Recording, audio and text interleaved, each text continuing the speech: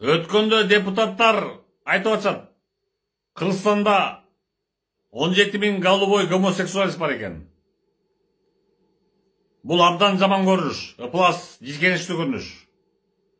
17 000 голубой гомосексуалист деген Кыргызстан үчүн абдан көп да. Мисалы, 7 областка бөлгөндө эле ар областка 2 000ден дал келип атат.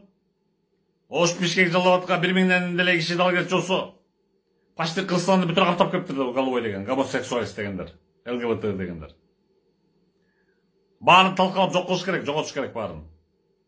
Сүзсүз кассеталарга презерватив таратып отурбай эле. Бул голубойлор турган жерге сөзсүз Аллахтын кары келет, балеси келет, жаманчылыктар келет.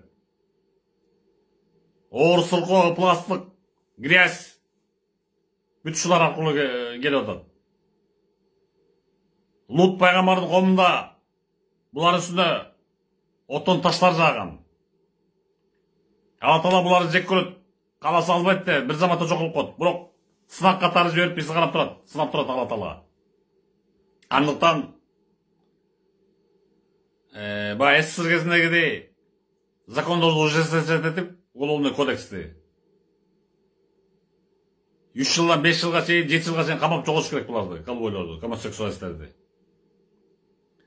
Болбосо Кыргызстандан айдап эле чыгыш керек. Ошо бара бер батышыңа, жашай бер жака. Эркегиң эркек үйлөнүп, кызың турмушка чыгып деп. Бирок бизде эмес, ошол батышка барып жашагыла деп. Кууп чыгыш керек баарын. Эмнеге эле буларды сүзсүз катетип, буларга презерватив таратып эркелетип атканын да спор түшүнбөйм. Запад бизге берген бирке 100 миллион доллар үчүнбү?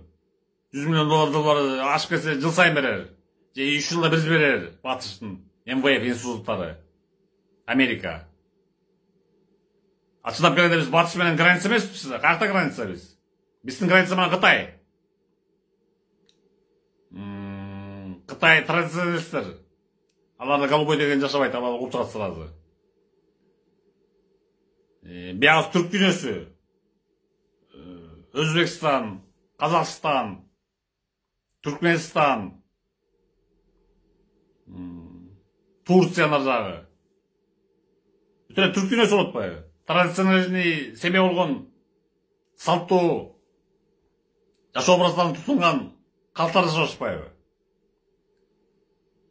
Анан эмнеге эле биз батыштын көзүн карап, кокуй Америка минтип койду, батыш тигинтип койду деп ошолордун стандарттары менен, ошолордун меркасы менен жашашыбыз керек.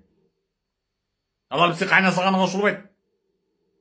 Мына традиционалист Россия ошолор менен согушуп атат азыр. Украинанын территориясында ошол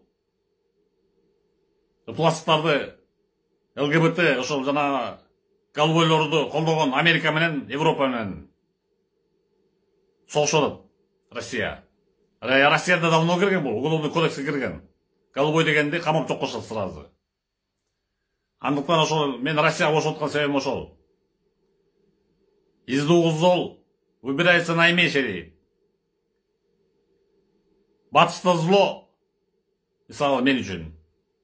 Россияда зло. Бирок из двух зол дейт. Выбирай наименьшее дейт. Наименьшее ошо Россия, хотя бы традиционалистик, хотя бы салттуу үйлөрүнү колдойт бул Россия. Ошон үчүн мен колдоп атам Россияны. А Украина болсо ЛГБТны, голубойлорду, пластыкты колдогон, жийкеничтүү нерселерди колдогон, батышты колдоп, ошон үчүн батыш жетегинде калып Россияга каршы согушуп атат. Андыктан бүгүн Конституция күнү, мен 5 май бүгүн Конституция күнү, бул Конституцияга анча ишим чыкпайт биздин Кыргызстандын Конституциясына. Көп нерсе калып кеткен. Мисалы, уголовный кодексти ошо боюнча жумшак боюнча калып калган. Баягы Атамбаев менен Текебаев кабыл алган гуманизация деген закон ошо боюнча калып калган. Ошонун себебинен мына бизде 17 000 голубой кутуруп жүрөт. Гуманизациянын себебинен. Атамбаев менен Текебаевдин уголовный кодексинин азабынан. Ошол 17 000 голубой көп жүрөт. Кутуруп жүрүшөт. Презерватив теребайт этишип. Миллиардтап жеп кайра миллион сом ыртып коюлуш этип чыгып кетип аткандар ошол гуманизация деген жумшак закондун себебинен уголовный кодекстеги. Жана Урмат Самаевге окшогон теңиз бөлтүрүк анан Барекет Басман чоң коррупциядан чыгып кетип атышпайбы? Миллиарддап жеп анан бир нече болбогон бир нерсе миллион сом ыртып коюп чыгып кетип атышпайбы? Ошонун баары гуманизация деген закондун себебинен. Мен ошого түшүнө алган жокмун. Түшүнгүм да келбейт. Эмне үчүн ушул бүт закондорду өзгөртүп ушуга келгенде, уголовный кодекске келгенде калтырып коюшту бул жумшак боюнча. Президент Садыр Жапаров бир гана киши жооп берет, бир гана президент жооп берет, мойнума алам деген мойнуна алсын, закондорду ужесточить этсин. Өзү демилгирсеби же башка бирөө демилгиретеби айтор уголовный кодексти катуулатпаса, бул голубойлордун деле ошоңчо тура берет. Көбөйөт, наоборот. И коррупционерлер дагы. Монтип миллиардтап жесек болот турбайбы? Көп болсо миллион ырдат экенбиз. Көп болсо 3-4 ай отурмуш этет экенбиз. Ашып кетсе жардыда отурат экенбиз. Теңиз бөлтүрүккө окшоп. Деп көп башташат, кутура башташат. Же пейил ниеттери бузула баштайт. Ал эми Садыр Жапаровдун 9 майда Путиндин чакыруусу боюнча баратканына